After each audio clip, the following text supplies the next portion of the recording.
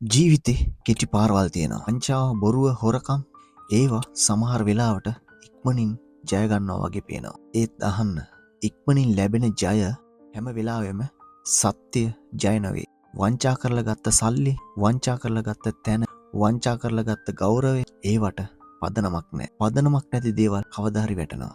ඔයාට අද අවස්ථාවක් එන්න පුළුවන්. කවුරුත් නොදන බොරුවක් කියලා ඉදිරියට යන්න. කවුරුත් නොදන කෙටි පාරක් ගන්න.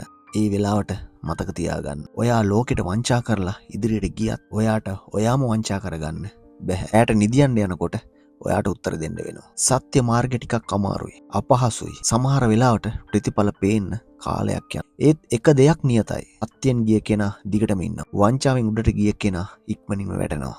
සත්‍යෙන් උඩට ගිය කෙනා වැටුණත් නැගිටිනවා. ඔයාට තීරණයක් තියෙනවා. කෙටි පාරද නැත්තම් හරි පාරද? මතක තියාගන්න. ගෞරවය මිලට ගන්න බෑ. විශ්වාසය බොරුවෙන් හදන්න බෑ. චරිතය වංචාවෙන් රැකගන්න බෑ. අද තීරණය කරගන්න. වංචා කරන්නේ නෑ. බොරුවෙන් ජය ගන්නේ නෑ. සත්‍යයෙන් ජය ගන්නවා. මන්ද අවසානයේ ජයග්‍රහණය සල්ලි නෙවෙයි. ජයගන්නේ චරිතය.